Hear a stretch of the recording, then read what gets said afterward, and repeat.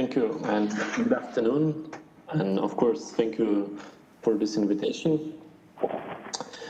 The pandemic has brought enormous suffering, and it is going to be very difficult to fix things quickly.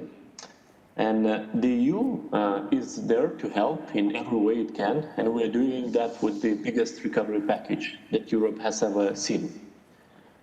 When we talk about recovery, we are actually talking about two things: about a narrow focus on the short-term crisis, which has to be addressed as soon as possible, and we are also talking about the broader issues, the climate and environment challenges that have been there all along, and the defining tasks of our generation. And I think because this crisis, ironically, but it is also a massive opportunity, a chance to shift towards an economic model that is more competitive and more sustainable, a model with protection and restoration of the environment at its core.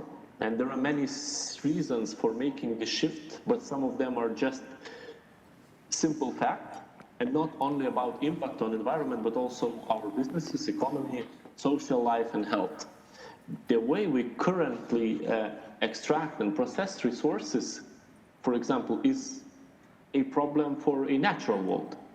More than 90% of biodiversity loss and water stress come from resource extraction and processing. The way we treat raw materials in the economy is unsustainable. And if we continue on the current trajectory, our annual waste generation will increase by 70% by the year 2030. So it is obvious that we are not doing much better with recycling. Today, only 12% of the materials used by EU industry come from recycling. The need to act on pollution is just as urgent. So pollution is one of the 4 drivers of the whole planetary crisis. We are witnessing one in 8 deaths in the EU is now linked to environmental pollution. And each of these trends show that we need a new approach. But I'm not here just to say how terrible everything is, of course. I actually here to convince you that it is a chance, it is an opportunity to build a stronger and more resilient society, to increase our economic wealth and to increase the sum of our health and well-being. And it is a chance for Europe to become a leader in innovative technologies, frontrunners in sustainable and green products, and designers of a new economic model. And it takes a generation to transform an industrial sector and all its value chains. So if we want to be ready in 2050, we have to take some clear decisions in the next 5 years. Of course, we aren't over the worst of the crisis. We have to be realistic about that, but it does mean that some of the transitions have already begun. And many companies now, they really understand the need for shorter, more transparent and open supply chains. Especially it was visible during this pandemic, during the first lockdown. And the sustainable potential of digitalization is now very clear. Regional cooperation is stronger than ever, and people understand better the need for strong protection of the environment.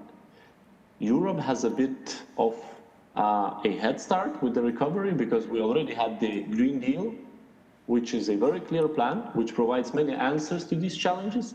And President von der Leyen repeated that in her recent State of the Union address, underlining that our current situation is an unusual opportunity. It is a chance to make change happen by design. And we will do that with a legislative initiative for a sustainable product policy. As we promised in the Circular Economy Action Plan, we do this to lengthen the lifetime of products placed on the EU market and to reduce the environmental impact of their manufacturing, use, and end of life. So many things come down to good design. Some 80% of products' environmental impact is set during the design phase. We already have a very successful tool in this area, the Eco-Design Directive, and we intend to build on that and establish a set of sustainability principles that can be applied to all products. And that principle of sustainability will also be at the heart of our upcoming Zero Pollution Action Plan, as well as bringing a more integrated approach on the legislative side. It will remove barriers for businesses, cut the red tape, most importantly, of course, unleashing the potential of innovations and the new technologies and creating new business opportunity. And the EU water sector is actually a good example. We're currently in a strong position here, leading research and the industrial production of water-related technologies. The European Technology Platform for Water thinks we could be world leaders in the sustainable water services already by 2030. And chemicals are another example. In the coming weeks, a new strategy for chemicals will be in place to promote the sustainability and competitiveness of the industry. That way, we speed a recovery from the crisis and support the European production capacity of essential chemicals like ethanol or for pharmaceuticals. And when you switch to a safe and sustainable by design, you create a major business opportunity for innovation and competitiveness. It is a win for health, for our environment, and for the economic recovery. Implementing the Green Deal will be at the core of the EU recovery. It is our path towards making Europe a leader in sustainability. And we are supporting the agenda with a package of record high amount of money, 1.8 billion, combining the EU budget and, of course, the Next Generation EU. What we offer is quite unique in terms of shape and volume. There is no equivalent anywhere else in the world. And the environmental objectives are equally ambitious, with more than a third of the recovery funding going to the Green Deal. I know very well that many businesses, and especially SMEs, face liquidity problems. Many had started the sustainable transition before the pandemic, and they need support to continue the transition in the medium term. Others need to build capacity before they start to invest in more sustainable models. So the Commission is working closely with member states to implement the principle at the heart of the Green Deal and the promise to do no significant harm. And we help ensure that environmental sustainability, fairness, and macroeconomic relevance are there to underpin national recovery and resilience plans. And it is a very flexible system. You can combine national funding with financing schemes for businesses, such as the Solvency Support Instrument.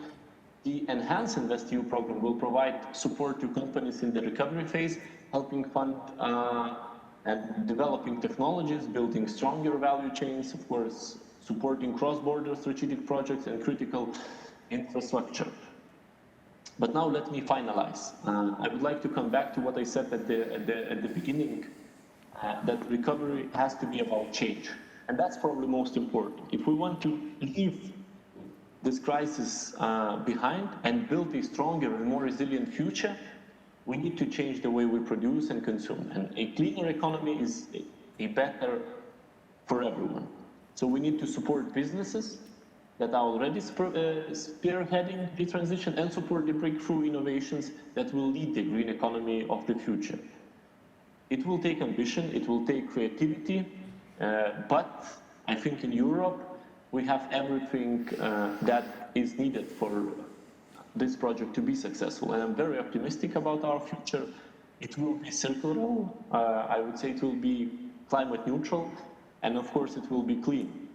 And one of the key reasons why I'm optimistic about this recovery and the biggest change of our generation is business and especially industry. I was proven many times that industry sees a value of green recovery and support it. And it's not the Commission that will make it happen, but it's only all together will make this transition a reality. Thank you very much for your attention. Well, thank you, Commissioner, for that interesting introduction. I would like to come to the panel right away to get some reaction to it. Let me reintroduce you, Sir Íñigo Fernández de Mesa. You are Vice President of the CEOE from Spain, the Confederation of Employers in Industry in Spain. Your country has been particularly hard hit by the pandemic, as we all know. You are now experiencing something of a second wave. Unfortunately, you have one of the highest rates of infection in Europe. And this has hit your industry obviously quite hard, in particular tourism. When you hear the commissioner say that he believes that the worst is behind us, do you think that the worst is really behind us? Because it seems that in a country like yours, the worst may yet be to come in terms of the economic impact. Yes, good afternoon to all of you. Yes, I mean, hopefully, I mean, the worst is... You have the microphone, sir. Yes. No, good afternoon to all of you. And as I said, hopefully the worst is behind us. First of all, I have to say that there are a few reasons that explain that Spain is one of the countries that has been more affected by this crisis. On the one hand, a general reason which is quite unknown, and that is that it is true that we are one of the countries in Europe, probably the country in Europe that has more people affected by this disease for unknown reasons. I mean, there are countries with similar social features than us that has been less affected. But the reality is that the impact of this pandemic is very unknown, and now there are rebounds in other countries in Europe, and I think we all have to be very cautious with that. And we need to have as well a strong cooperation. There are 4 reasons why Spain has been more affected, in my opinion. First of all, because the impact on people, and this has meant longer and tougher lockdown in our country that has affected the real economy. Second reason is that we have a service sector which is much higher than other countries in Europe. Let me put you an example. We had 85 million visitors every year. Now, this year we have 10. If every visitor consumes 4 beers, there are 350 less beers sold in Spain, and we have a very strong beer industry inside. So, I mean, the reduction of the number of people visiting our country, I mean, has an economic impact, not only on hotels and so on, but also in other parts of the economy. Third, the size of our companies, as I said, are very small, and it has impact as well. And fourth, it is true that some noise from the most populist part of the government has not helped, especially when they have announced backlashing some of the reforms made in 2012, like the labor market reform, or some fiscal tax increases, which could impact as well the firms. So all this has impacted the economy. We expect this year GDP growth to be negative 13%, 18% second quarter. I mean, the deficit is going to be very high, debt is going to increase. So it seems like, I mean, the impact of the COVID is going to be hard. On the positive side, and I think we have to be, especially from the entrepreneurial point of view, have to be positive. There are positive things in Spain, and I would like to remark it because I think that the future could be brighter.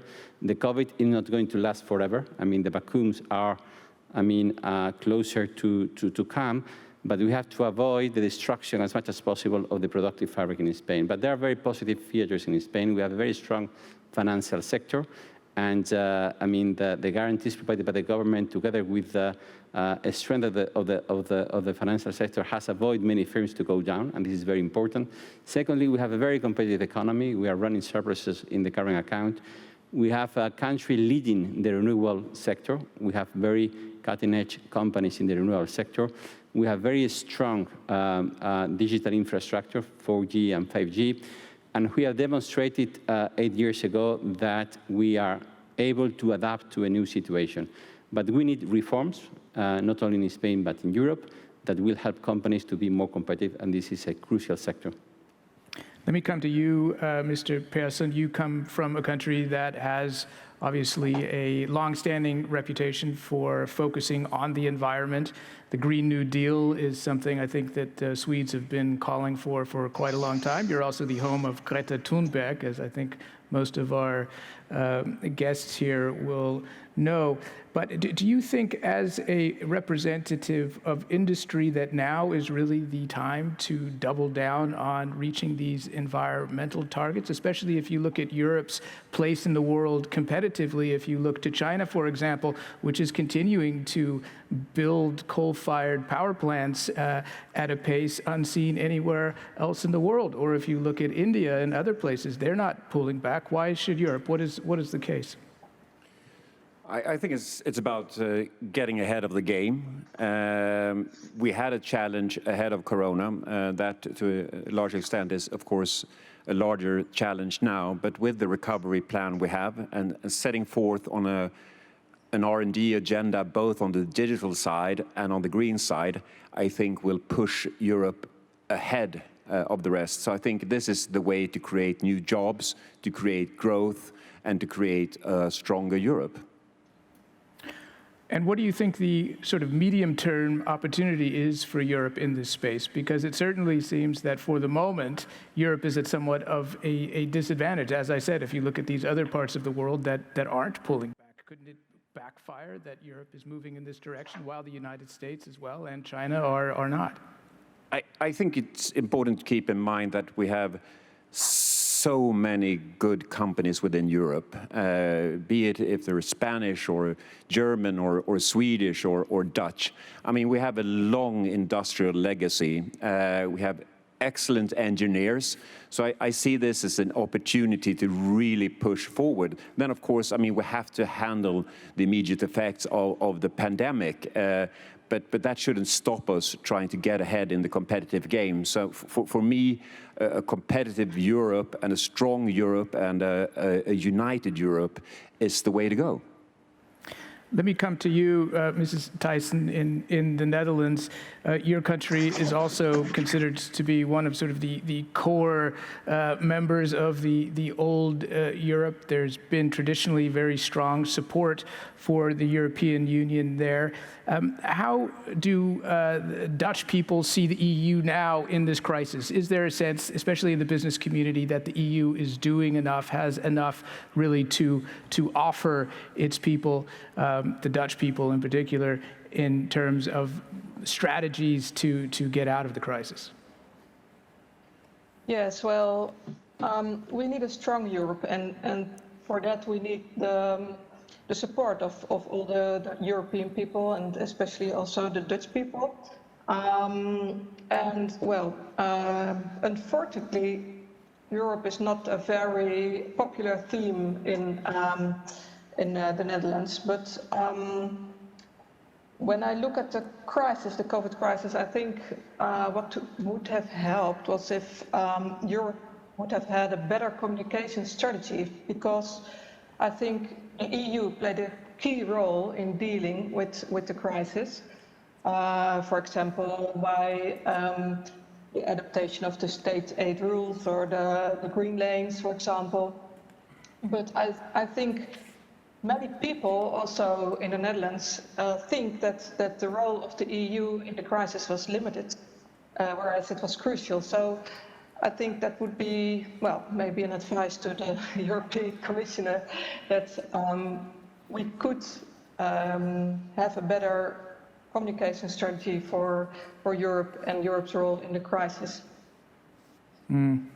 Well, and you know, along those lines, I mean, we've seen kind of a breakdown of things like Schengen.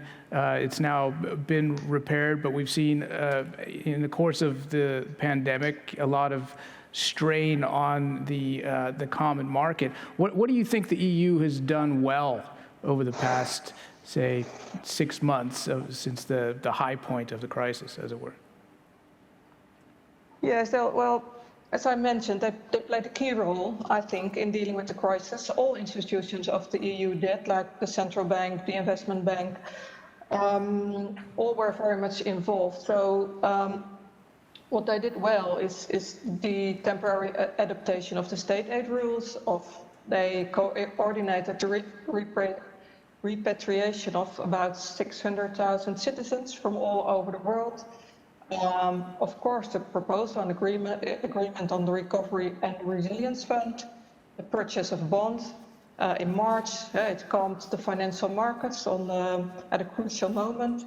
And of course, the EU created the green lanes to liberate the trucks that were stuck at the borders. So I think that's some examples of what the EU did well, but I think they missed a chance on the communication strategy about it, and that's that's very important because Europe is not that popular in my country, and it's not only about peace, it's not only about economy, it's also about our model of society.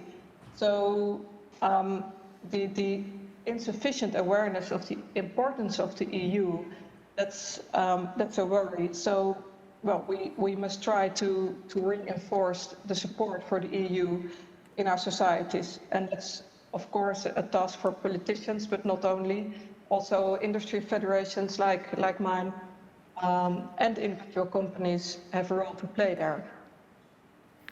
Mr. Witucki, let me come to you. Your country has also, similar to the Netherlands, had a more difficult relationship to the EU of late. How does Polish industry see the Green New Deal? How do employers look at what's been planned by the Commission here? Yeah, I think there is quite a dual situation between what is being stated by the politicians and what happens with the industry. By the way, even the politicians, a year ago, our current president would speak about 200 years of Polish coal being used in energy. Today, it's stated and signed with the trade unions that there will be no more than 29 years of Polish coal being burned for energy. So even on the political side, you have a big swing on this on the Green Deal side, and I think that the government, the politicians in Poland, they have been kind of turning quite rapidly towards the Green Deal. I would say at least verbatim, and then hopefully actions as well. And we have a new government since 3 p.m. Today, where hopefully for us, the position of the Ministry of Climate and Environment is being taken by somebody who have been always engaged towards the green. Now, business, it's a different story. On the business side, we have no doubts about the transformation, but we have some remarks. Means what is the most important for me? Commissioner Sinkevičius spoke about change. For me, more important than change is cooperation. We have been having last month, very important projects of state aid. So many of the market rules have been distorted, and it was for a reason. So I do not criticize it. Even in Poland, we have been pumping a lot of cash into the economy. But now, if we want to build a real one recovery plan, and if we want to realize, the Green Deal and all these new projects for Europe, we only can do it if we boost the cooperation, if we restore the free market, if we restore the competition within free competition within Europe. Nobody will be capable. In Poland, we speak about restoring the broken logistic chains to Poland. So bring pharmaceutical industry to Poland, bring the microelectronic industry to Poland. Most probably every single nation and government speaks about the same subject. But this is all about breaking the rules of the free market. I really believe that we can build this Europe, but only together with more cooperation at the EU level. But if you want to be successful also at the intergovernment level, and also between our organizations, so the Lewiatan, the BDIs, and all those MEDEFs of Europe, working together, because otherwise the challenges of restoring Europe and coping with the 55% emission target will be impossible. So for me, the key word is cooperation, but cooperation within an open and free market of Europe being restored as soon as possible. Let's repatriate the industries, but repatriate them to Europe, not to the specific country, because this will not help us to build a common Europe. Let me stick with you for just a minute, because you say you want more cooperation, and at the same time, we all know that your country is effectively in the EU's penalty box because of all of the rule of law issues. What effect is that having on Polish industry's ability to move the agenda in Europe forward, especially with the Commission?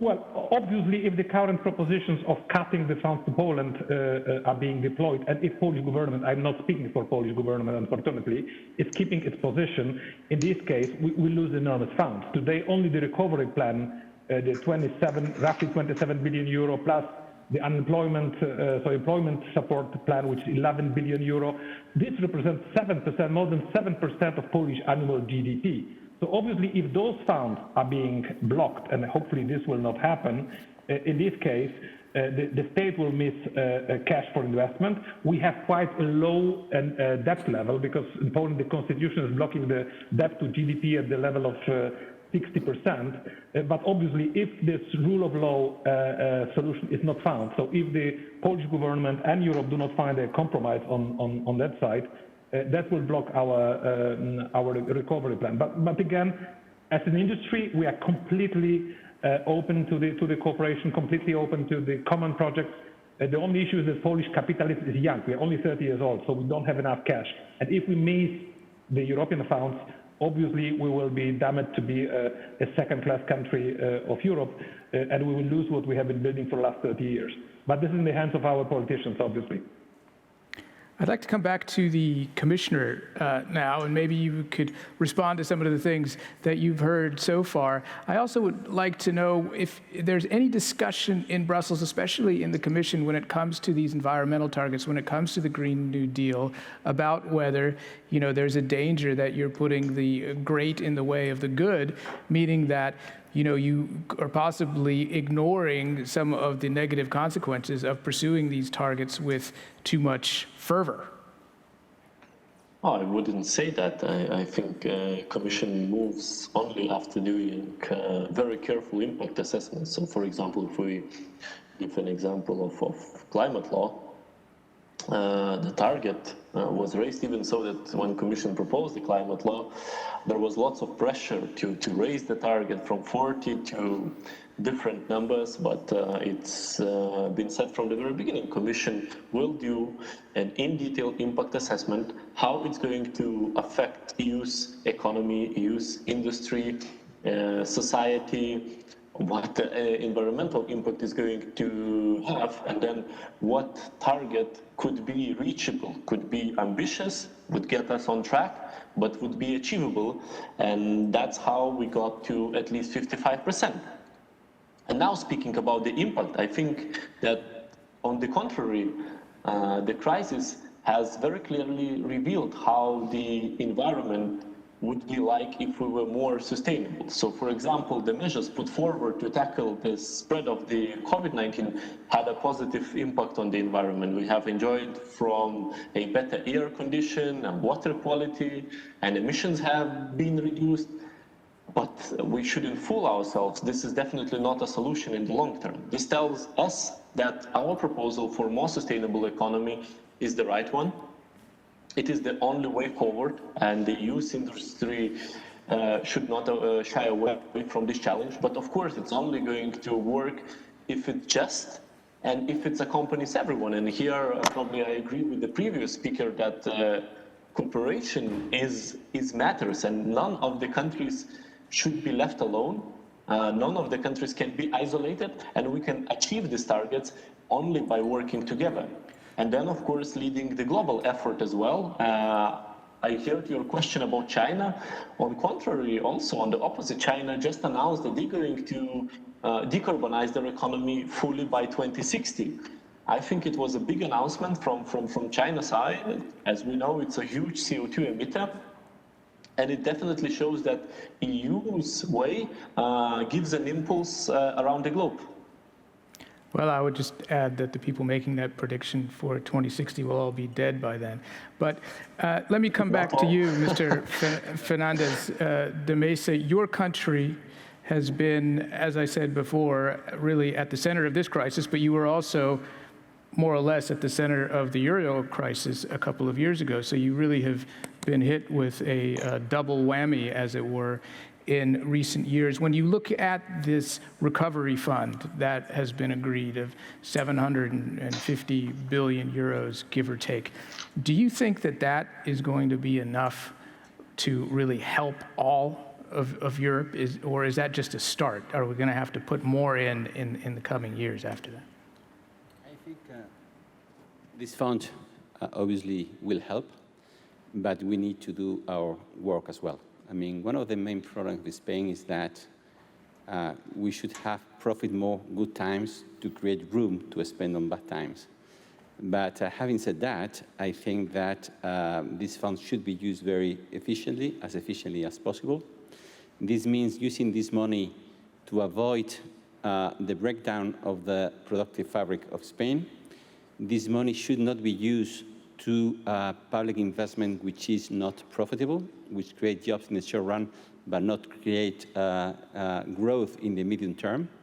So this money, as much as possible, should be used to renovate and to modernize the economic sector. We at the CEOE in Spain have created an office to provide to the government 15 initiatives which are going to modernize the economy.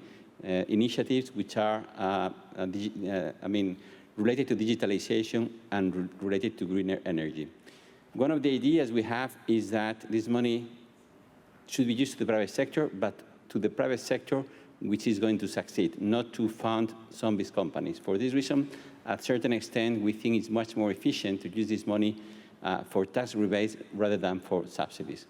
So I can show to you some of the initiatives that eventually, could help. We were talking about green energy, the cost of this transition period, but this pandemic, at a certain extent, could be an opportunity for this transformation. Look at the hotel sector in Spain. They are mostly closed right now. So the opportunity cost to transform these hotels in more energy efficiency is lower right now. So this could be a good moment to invest money and to incentivize this industry to be greener. Look at SMEs in Spain. 90% of our SMEs did not see digitalization as a priority. Now, in the previous panel, we talked about the transformation of the retail sector because of the pandemic. Many people have decided to buy online. We have talked about payment systems. Most people pay online, they don't pay cash. So small and medium-sized enterprises are seeing now the necessity to transform more rapidly in the digitalization area. And this is the kind of activity we want to invest. Even the public sector. We agree that some money should be for public sector investment, for example, digitalization of the administration, but focus on reducing the medium-term expenditure of the public sector that we need this happening in Spain. Thank you very much. Mr. Persson, I would like to come back to you to discuss another topic that has affected your country and that will affect the rest of Europe in the coming years, and that is China. China has invested quite substantially in your country, owns Volvo now through Geely Motors. There's a lot of unease, I would say, in other parts of Europe about how far Europeans should let China into the economy. What is your thought on that as a representative of Swedish industry? How has your experience been so far? I think first I would just like to echo what Mr. Fernández said, which I think is extremely important. When it comes to the recovery fund, I think the key now is speed and to get the money out there, to get it working for long-term investments. And God forbid, get the politicians not starting to set up new regulations that brings bureaucracy. I think just give industry and us a fair framework, then we will get things done. I think that's the same discussion regarding the Green Deal. I think we're all behind the Green Deal, but I think the discussion we should be having now is how can the politicians support us in reaching it? How can we get the best possible business climate to deliver on it? So I think let's focus on the doing. It's very much focusing on the numbers. Could it be higher? Could it be bigger? I think when I ask my member companies, and I think it's the same in Spain or here in Germany, is there a lack of ambition, both when it comes to the recovery or with the Green Deal? I think there is so much ambition out there, and we really want to get things done. So I think a good thing to start with is the division of labor. Industry and business, we know we're going to have to get the job done, and politicians help us to get the best possible business climate out there so we can help you do it. Well, Europe has never been accused of being too fast on doing anything. No, but it's never too late to be fast, and I think that is a point. You're talking about China. I think there we have a fierce competitor. It's also important to keep in mind it's a huge market for our industrial companies. So I think we have to balance not being naive. That is my experience, to get access to a huge market. But of course, I mean, we want a level playing field. We want to be able to do investments in China in the same way that investments are made in Europe. And I think, getting back, I think BDI has done a great work on the China strategy, trying to sort of strike the balance. And that's the way business should be done, with a decent balance. I mean, is that realistic, though, just to follow up on that quickly, a level playing field? Because your country has already become quite dependent on China. Other countries have become dependent on it. And then it becomes much more difficult to basically resist what China wants to do. Has that ship already sailed? I think it's a bit about confidence as well. I don't think we should underestimate ourselves. I mean, look at the European market.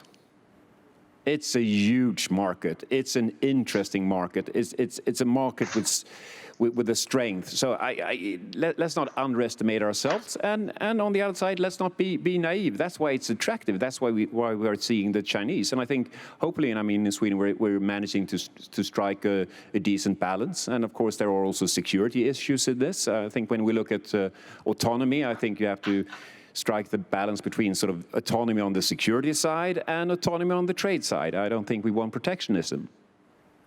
I'd like to discuss another sort of burning question in Europe at the moment, which is Brexit. Mrs. Thijssen, I'd like to come to you on that question. Your country is particularly exposed to the UK. We don't know if there's going to be a deal. It's not looking good at the moment. What is Dutch industry sort of looking for right now? What is the best case scenario short of a last minute free trade agreement here?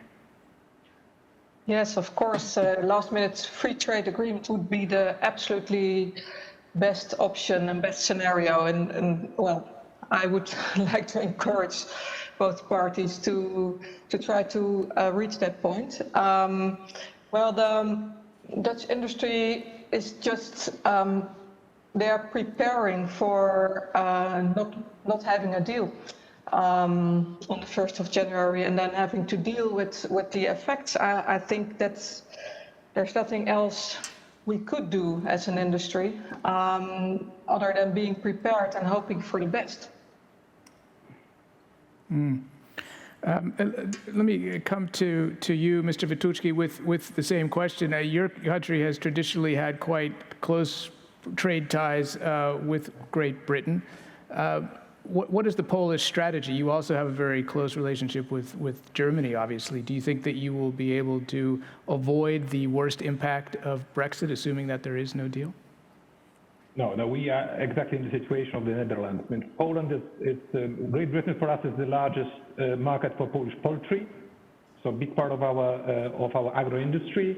Recently, Polish government took some animal protective measures which are excluding the whole exportation of Polish meat to the Middle East. So this is hitting very much the Polish agro industry. So if Brexit happens with no deal, we have currently no means to somehow send those goods somewhere else.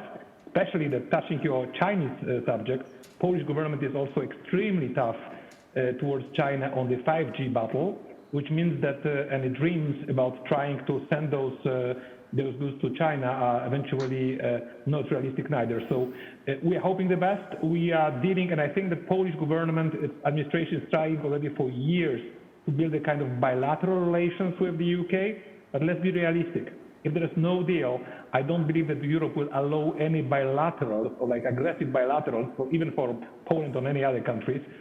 So we all hope, like Netherlands, that there will be a last-minute solution. Otherwise, it will hit very much especially our agro industry.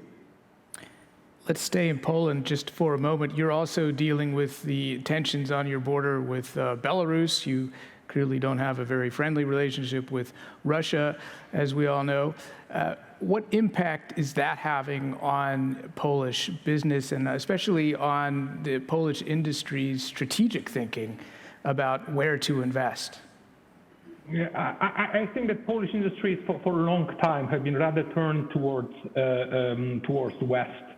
So Polish companies, they do rather prefer to go to visit all Europe, rather to take the risk of the eastern part of Europe. There have been some attempts in the 90s, beginning of the 2000s. Today, actually, the relations are so bad and the situation is so unstable that you don't see a big appetite. Yes, there is a statement by the Polish government that we will help Belarus companies. So there is this project of this Marshall Plan for Belarus. I hope that this will happen, but as a real Marshall Plan, in the sense of sending support to Belarus and not inviting, because that was one of the ideas, inviting Belarus companies to repatriate to Poland or any other European countries, because that would be a disaster for the country. It would bring the best brains and the most active people and the business out of the Belarus, leaving the country in an even worse situation. So we try to help the country. The government is making quite a lot of efforts recently in Brussels as well. But I really believe that we should help them by eventual commercial deal or tax deals, rather than by repatriating business or buying out the businesses from Belarus to Ukraine to Poland. We already took 1 million valid workers from Ukraine, best workers from Ukraine, to help Polish industry. By the way, the migration is one of the subjects which will be suffering in Europe despite of the COVID. Even with the slowdown of economy in Poland, we still have the unemployment, which basically didn't move. It moved from 6% to 7%. It shows to which extent that we are dependent, and we will be dependent on those labor inflows, despite of all the efforts of the AI and robots for the incoming future. Well, thank you very much for that. It's always good to hear from countries in Central and Eastern Europe where you have a somewhat different view of the world, I think, than we do here. Thank you to all of the panelists. It was a very interesting discussion. When you're talking about the future of Europe, you could spend hours talking about it because it's such a multifaceted question. And I think we've addressed a few of the important issues facing business today. Gentlemen who are here on the stage, thank you very much. Thank you to all of the panelists who dialed in via the internet, and thank you to all of you who are here today.